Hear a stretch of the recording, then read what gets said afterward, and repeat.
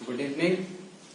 पिछले क्लास में हमने चैप्टर 6 बायो में जनन के बारे में पढ़ा था और उसमें अलैंगिक जनन के बारे में पहला हमने पढ़ा था। अलैंगिक जनन के जो स्टेप थे जिनके कारण उनका जनन प्रक्रिया पूर्ण होता था। पहला स्टेप था विखंडन। विखंडन के कारण उनका पहला कदम उठाया जाता था। और दूसरा विखंडन के बारे में हमने पढ़ चुका था। विखंडन में भी 2 प्रकार बताए थे, उसके बारे में भी हमने पढ़ चुका था। हम लोग का जो दूसरा स्टेप था अलैंगिक जनन में, दूसरा स्टेप है मुकुलन। पॉइंट 2 आज से जो क्लास स्टार्ट होगा पॉइंट 2 मुकुलन। मुकुलन क्या है आइए देखते हैं। मुकुलन एक प्रकार का अलैंगिक जनन है जो जनक के शरीर के धरातल से कलिका फूटने या प्रवर्धन निकलने के फलस्वरूप संपन्न होता है। मतलब कोई भी जो तल होगा, जो धरातल होगा, तो उसके ऊपर से जो सतह होता है उसके ऊपर से अपना एक जनन प्रक्रिया प्रारंभ कर देता है। उसी के ऊपर से क्रियाकलाप नहीं। क नंबर यहाँ पे बताया गया एक कोशिकीय जीवों में मुकुलन। अब यहाँ पे बोला गया एक कोशिकीय जीव में मुकुलन किस प्रकार होता है, तो देखते हैं। एक कोशिकीय जीव जैसे यीस्ट में सर्वप्रथम शरीर का कोशिका के ऊपर किसी भी भाग से एक या एक से ज्यादा कंद रूपी उभार निकलता है। मतलब जो सतह होता है, जो उसका जो रचना होता है, आकृति जो होता है, उसके अनुरूप उसके अलावा एक अलग अपना आकृति बनाना स्टार्ट कर देता है। इस उभार को मुकुल या बड कहते हैं। मुकुल या बड। यहाँ पे 6.3 में जो दिखाया गया है, एक यहाँ पे अपनी जो रचना दिखाई गई है उसके ऊपर से एक अपना उभार आ गया जनन के कारण, तो उसको ही मुकुल कहते हैं। ठीक है, ये एक कोशिकीय या बहुकोशिकीय भी हो सकते हैं। इसके साथ केंद्रक विभाजित होकर 2 केंद्रकों का निर्माण करता है, जिनमें से एक केंद्रक मुकुलन में पहुंचता है। केंद्रक युक्त मुकुल जनक के शरीर से विलग होकर नए जीवन का निर्माण करता है। मतलब जब वो उत्पन्न होने लगता है, जो जनन होता है, जो जनन प्रक्रिया जब प्रारंभ हो जाता है, खत्म होने लगता है, तब वो अपना एक अलग जीवन प्रारंभ करता है। उस जो जनक शरीर से वो हट जाता है, जिससे वो उत्पन्न हुआ, वो उस सत्ता को छोड़ देता है, अपना जीवन प्रारंभ करता है। यह अपने में परिपूर्ण होता है तथा बिल्कुल स्वतंत्र होकर जीवन यापन करते हैं। मतलब जब जनन हो गया तो उसके बाद उसको हटा दिया जाता है उस सत्ता से, उसके बाद अपना जीवन यापन स्वतंत्र रूप से अपना करते हैं। क्रियाकलाप अनुसार देखते हैं कि क्या क्रियाकलाप में बताया गया। एक स्वच्छ परखनली में थोड़ा चीनी का घोल लें, इसमें एक चुटकी यीस्ट पाउडर होगा डालकर परखनली के मुख को रुई से बंद कर दिया। परखनली के मुख को क्या करना, रुई से बंद करने बोल दिया गया। तथा गर्म स्थान पर 1 दिन छोड़ दें। अब इसे एक बिंदु जल लेकर स्लाइड पर रखें एवं कवर स्लिप से ढककर सूक्ष्मदर्शी में देखें। अब कवर स्लिप से ढककर सूक्ष्मदर्शी से देखने बोला गया। ठीक है, तो उसके बाद हम लोग का जो पहला था मुकुलन में हम लोग का एक कोशिकीय जीव में जनन किस प्रकार हुआ वो हमने देख लिया। अब यहाँ पे इसमें ये भी बताया था कि ये एक कोशिकीय या बहुकोशिकीय भी हो सकते हैं। तो एक कोशिकीय के बारे में हमने तो जान चुका। अब बहुकोशिकीय में जानते हैं। बहुकोशिकीय ख नंबर पॉइंट बोला गया बहुकोशिकीय जीवों में मुकुलन किस प्रकार होता है देखते हैं। कुछ बहुकोशिकीय जीवों जैसे हाइड्रा, स्पंज आदि में जनन मुकुलन द्वारा होता है। आदि में जनन क्या होता है, मुकुलन द्वारा होता है। किसमें हाइड्रा, स्पंज में। और भी बहुत प्रकार होंगे। हाइड्रा में शरीर भित्ति में सर्वप्रथम बाहर की ओर एक छोटा सा उभार आकार में एक छोटा सा उभार निकलता है, जिसे मुकुल कहते हैं। यहाँ पे 6.4 में भी दर्शाया गया है। हाइड्रा का यहाँ पे उदाहरण लिया गया है। 6.4 में पहला चित्र में देखिएगा कि जो हाइड्रा है उसका पूर्ण शरीर हल्का सा नीचे से एक उभार निकला है। उसका जनन की प्रक्रिया प्रारंभ होने से हल्का सा छोटा सा नीचे उभार निकला है। वही उभार धीरे धीरे वो बढ़ते गया है। ठीक है, जिसे क्या कहते हैं, उसी को मुकुल कहते हैं। मुकुल कहते हैं। धीरे धीरे इस मुकुल के आकार में वृद्धि होने लगती है तथा जनक भी सभी रचनाओं का निर्माण हो जाता है। मतलब सभी रचनाओं जितनी वो उसके शरीर में आवश्यक रचनाएं होनी चाहिए उतने सारे सभी रचनाएं बनने लगती है और निर्मित होने लगती है उस जनक शरीर में। वृद्धि होने लगती है तथा जनक की सभी रचनाओं का निर्माण हो जाता है एवं ये एक छोटे हाइड्रा का रूप धारण कर लेता है और एक छोटा हाइड्रा का रूप धारण कर लेता है। ठीक है, अंत में यह नया छोटा हाइड्रा अपने जनक हाइड्रा के शरीर से विलग होकर अपना स्वतंत्र अस्तित्व कायम कर लेता है। अब इसमें भी यही होता है कि जब वो अंततः पूरी तरह से जनन प्रक्रिया प्रारंभ हो जाता है, मतलब खत्म हो जाता है, तो उसके बाद वो पूर्ण छोटा हाइड्रा के रूप में आ जाता है। छोटा हाइड्रा के रूप में आने के बाद क्या होता है कि वो अपना स्वतंत्र रूप से जीवन यापन कर सकता है। तो वो अपना जो जनक शरीर होता है जिससे वो उत्पन्न हुआ उसको त्याग कर देता है, उसको छोड़ देता है और वो अपना स्वतंत्र रूप में आ जाता है, विलग होकर अपना स्वतंत्र अस्तित्व कायम कर लेता है। ठीक है, जैसा कि मैंने कहा। और दूसरा जो पॉइंट था मुकुलन वो क्लियर हुआ। और तीसरा जो स्टेप बोला गया है अलैंगिक जनन में, जो तीसरा स्टेप है वो क्या है? अपखंडन या पुनर्जनन। अपखंडन या पुनर्जनन अलैंगिक जनन का तीसरा स्टेप है।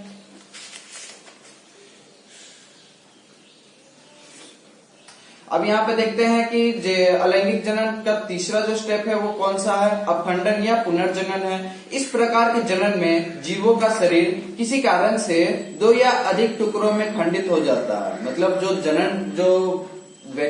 जो जीव होता है वो अपना शरीर को 2 या 3 भागों में विभाजित कर देता है। इसमें क्या होता था ऊपर में मुकुलन में कि वो जो जनक शरीर है उससे एक छोटा सा अपना भाग अपना बनाता है। ठीक है, और वो उसको अलग कर देता है, अपना फिर स्वतंत्र रूप से जीवन यापन करता है। लेकिन अपखंडन या पुनर्जनन में क्या होता है? 2 या अधिक भागों में बांटने लगता है। ठीक है, टुकड़ों के खंडित हो 2 या अधिक टुकड़ों में खंडित हो जाता है तथा प्रत्येक खंड अपने खोए हुए भाग को विकसित कर पुनर्विकसित नए जीव में परिवर्तित हो जाता है। मतलब जो खंडित हुआ, मतलब मान लीजिए कि हमारा उंगली ही इसमें कोई जीव मान लेते हैं, यहाँ पे स्पाइरोगारा का उदाहरण दिया, यही स्पाइरोगारा मान लीजिए इस तरह की। इसको 3 भाग में हम व्यतीत कर दिए। अब 3 भाग, जो तीनों भाग जो अलग अलग हुआ उसका बाद का जो भाग होगा, हर भाग का जो छूटा हुआ भाग होगा वो अपने अनुसार, वो अपने शक्ति अनुसार क्या करता है? जो छूटा हुआ भाग जो हट चुका है उसके शरीर से वो उसको वृद्धि करने लगता है। वही चीज बोला जा रहा है कि तथा प्रत्येक खंड अपने खोए हुए भाग को विकसित कर पुनर्विकसित नए जीव में परिवर्तित हो जाता है। जो खोया हुआ भाग है उसको अपने अनुसार उसको फिर से विकसित करता है, फिर से उत्पन्न करने लगता है, नए जीव में परिवर्तित हो जाता है और सामान्य जीवन यापन करता है। और सामान्य तौर पर जीवन यापन करता है। स्पाइरोगारा, हाइड्रा तथा प्लेनेरिया नामक एक स्वतंत्र जीवी फीता कृमि आदि में इस प्रकार के जनन पाया जाता है। अलैंगिक जनन का ये भी एक उदाहरण है, अपखंडन या पुनर्जनन। इसको बहुत सी चीजों में पाया जाता है। कौन कौन सी? स्पाइरोगारा, हाइड्रा तथा प्लेनेरिया। एक स्वतंत्र जीवी भी है, कौन सा है? फीता कृमि भी ये जनन पाए जाते हैं। ठीक है, और जो चौथा हम लोग का है, चौथा क्या है देखते हैं। चौथा है बीजाणु जनन। बीजाणु जनन क्या है वो देखते हैं। चौथा हम लोग का अलैंगिक जनन का उदाहरण दिया है बीजाणु जनन। चौथा बीजाणु जनन, उसके बारे में जानते हैं। निम्न श्रेणी के जीवों जैसे जीवाणु, शैवाल, कवक आदि में बीजाणु निर्माण अलैंगिक जनन के मुख्य विधि है। बीजाणु जनन का जो निर्माण होगा वो अलैंगिक जनन का मुख्य विधि कहलाता है। बीजाणु जनन में इस प्रकार के जनन में सामान्यतः सूक्ष्म थैली जैसे बीजाणु धानियों और बीजाणु धानियों का निर्माण होता है। इसका सूक्ष्म थैली होता है, छोटा सा थैली इसमें होता है, उसको क्या कहते हैं? बीजाणु धानियों कहते हैं इसे। इसके भीतर अनेक छोटे छोटे गोल हल्की रचनाएं बनती है। यहाँ चित्र 6.7 में दिखाया गया है कि यहाँ पे बीजाणु दिखाया गया है, तो हल्की छोटे छोटे रचनाएं के तौर पर वो दिखाई देता है गोल आकार में, जिसे बीजाणु या स्पोर कहा जाता है। इसे क्या कहते हैं? बीजाणु या स्पोर कहा जाता है। बीजाणु धानी के चारों ओर एक मोटा और कड़ा आवरण रहता है। बीजाणु धानी के चारों ओर क्या होता है कि एक मोटा परत से ढका रहता है। बीजाणु के चारों ओर एक मोटा कड़ा आवरण रहता है जो इन्हें प्रतिकूल परिस्थिति में सुरक्षा प्रदान करता है। मतलब कोई भी अनुकूल या प्रतिकूल परिस्थिति होगा घातक तौर पर, उससे वो सुरक्षित करता है, उससे उसको दूर रखे रखता है। नमी की कमी यानी सूखा, ऊंचा तापमान, उच्च अम्लीयता या उच्च क्षारीयता आदि का वातावरण में मौजूद रहना प्रतिकूल परिस्थिति होता है। उसका उच्च क्षारीयता और बहुत सारे उच्च तापमान, सूखा पड़ना, उसके कारण वातावरण में उसको अनुकूल परिस्थिति प्रदान करता है।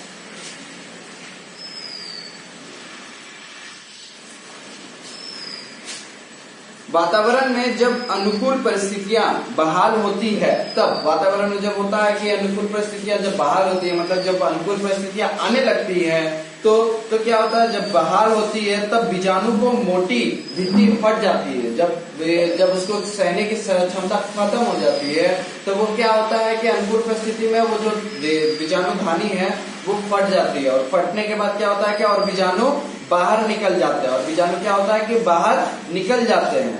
चूंकि बीजाणु बहुत हल्के होते हैं, अतः हवा के द्वारा उनका प्रकीर्णन दूर दूर तक होता है। उसके बाद क्या होता है कि हवा के द्वारा उनका प्रकीर्णन क्या होता है, बहुत दूर दूर तक होता है। ये खुले में अपना जनन करती है, अतः हवा के द्वारा इनका प्रकीर्णन दूर दूर तक होता है। मतलब हवा के कारण इनके जनन की जब इनका बीजाणु धन फट जाता है तो सारे बीजाणु बाहर निकल जाते हैं। हवा के कारण क्या होता है, ये बहुत हल्के होने के कारण पूरी जगह फैल जाते हैं। ठीक है, अतः हवा के द्वारा इनका प्रकीर्णन दूर दूर तक होता है। भिन्न भिन्न जीवों में बीजाणुओं की संख्या अलग अलग होती है। मतलब भिन्न भिन्न जीवों में बीजाणुओं की संख्या, मतलब उनकी जो जनन की जो संख्या होती है अलग अलग तौर पर होती है। अनुकूल जगह मिलने पर बीजाणु अंकुरित होते हैं। अनुकूल जगह मिलने पर क्या होता है कि बीजाणु अंकुरित होते हैं। मतलब जो बीजाणु धानी के फटने से उसके बाद जो बीजाणु बाहर निकलता है, वो अपने अनुकूल परिस्थिति अनुसार अपनी स्थिति देखकर दूसरी जगह वो अपना शरीर को बढ़ाना चालू कर देता है। बीजाणु अंकुरित होते हैं तथा उनके भीतर की कोशिकीय रचनाएं बाहर निकलकर वृद्धि करने लगती है। मतलब वो अपने आप को वृद्धि करने लगती है। जब ये विकसित होकर परिपक्व हो जाते हैं, मतलब वो जब बड़े हो जाते हैं, तो इनमें पुनः जनन करने की क्षमता पैदा हो जाती है। तो वो पुनः अपने आप को भी जनन करने की क्षमता अनुसार समझते हैं, होता भी है। क्रियाकलाप में यहाँ पे दिखाया गया है कि एक पावरोटी का टुकड़ा ले, इसे जल में भिगोकर स्वच्छ पेट्रो डिश में रखें। अब किसी अंधेरे स्थान पर इन्हें 2 दिनों के लिए छोड़ दें। अब देखेंगे कि ये पावरोटी के टुकड़े पर कुछ काली आकृति दिखाई पड़ेगी। एक आवर्धक लेंस की सहायता से देखने का आपको बीजाणुओं धानी का कवक जाल दिखाई पड़ेगा। अब इसमें बोला गया है कि एक पावरोटी लेने के लिए, पावरोटी में इसे जल में भिगोकर उसको ऐसे ही प्लेट में रख देने के लिए, एक ट्रे का टाइप में, और उसको कोई भी अंधेरे जगह पे बोला है ना, हाँ, अंधेरे स्थान पर कोई भी रखने बोल दिया गया। उसके बाद क्या होगा कि उसमें बीजाणुधानी उत्पन्न होने लगता है, जनन होने लगता है बीजाणुधानी का उसमें। उसके बाद बोला है हम लोग का नेक्स्ट टॉपिक है पौधों में कायिक प्रवर्धन। पौधों में कायिक प्रवर्धन किस प्रकार होता है देखते हैं। जनन की वह प्रक्रिया जिसमें पादप शरीर का कोई कायिक का वर्दी भाग जैसे जड़, तना, पत्ती आदि उससे विलग और परिवर्धित होकर नए पौधे का निर्माण करता है। और जो भाग होता है, जो जैसे जड़ बोला, तना बोला, पत्ती बोला, वो विलग होकर मतलब अपनी ही स्थिति में उससे अपनी पौधा का निर्माण करता है, नए पौधे का निर्माण करता है। जैसा यहाँ पर चित्र में दर्शाया गया है, जो क्रियाकलाप है उसको भी पढ़ेंगे अभी। और उसे कायिक प्रवर्धन करते हैं। उसे क्या कहते हैं, कायिक प्रवर्धन कहा जाता है। इसके द्वारा बनने वाले पौधे अपने जनक के अनुरूप होते हैं एवं जनक के विलग होने के बाद अपना स्वतंत्र अस्तित्व कायम कर जीवन यापन करते हैं। मतलब जब उनके सतह से जब वो एक नया जीवन यापन करता है, एक नए पौधे का निर्माण होता है, और उसको जब से उसको हटा के दूसरे जगह अगर हम रोप भी देना, उस पौधे को अगर दूसरे जगह भी रोप देना, तो वो अपना नया जीवन यापन करना सक्षम हो जाता है। जंतुओं के विपरीत एवं जनक के विलग होने के बाद अपना स्वतंत्र अस्तित्व कायम कर जीवन यापन करते हैं। जंतुओं के विपरीत एकल पौधों में जनन की यह सबसे सरल विधि है। जनन का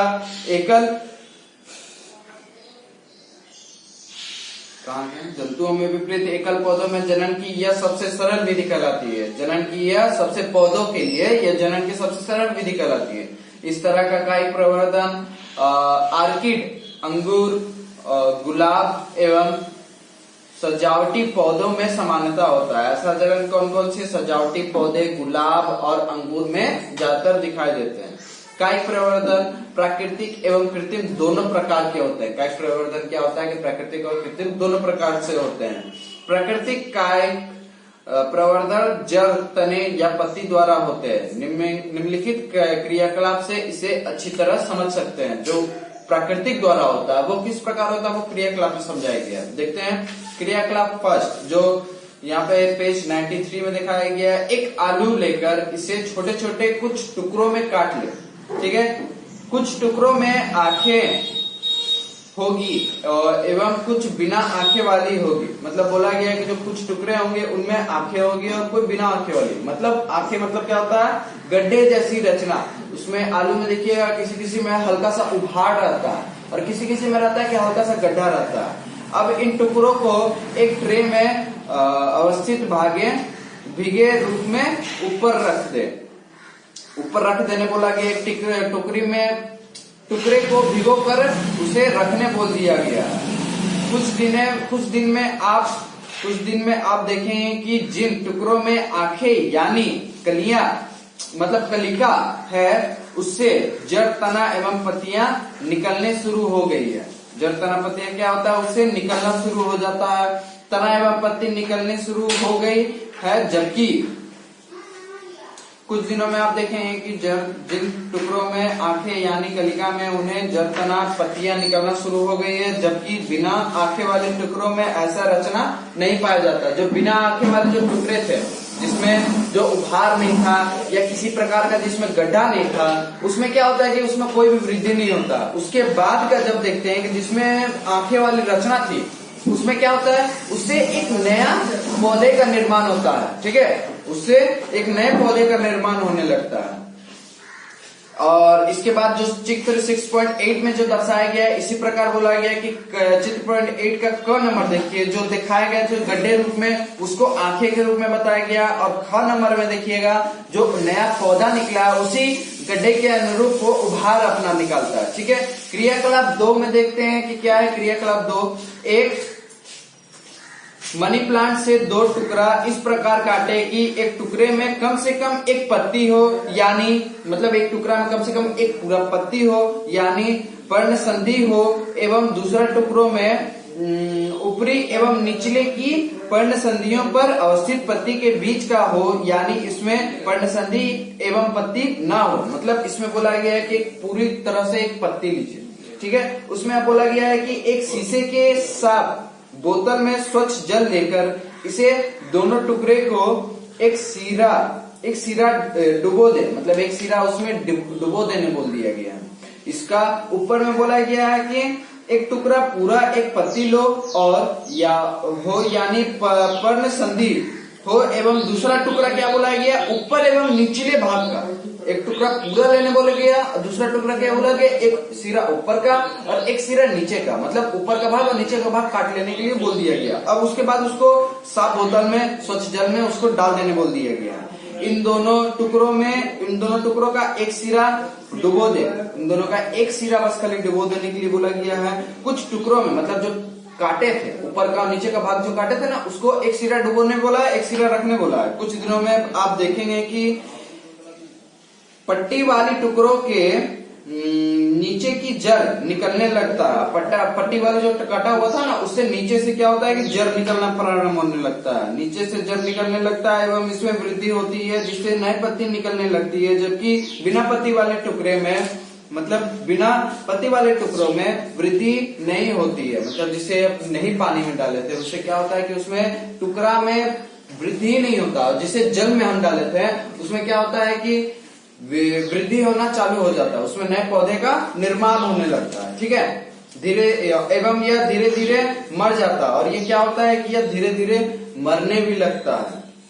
जिसमें वृद्धि नहीं हो पाती है, उसमें क्या होता है कि वो धीरे धीरे अपना मृत्यु आरंभ करने लगता है। उसमें तो वृद्धि हो नहीं रही है। वृद्धि नहीं होने के कारण वो क्या होता है कि वो अपने आप को मृत समझने लगता है। मृत हो ही जाता है वो, ठीक है। तो आज के लिए हमने यह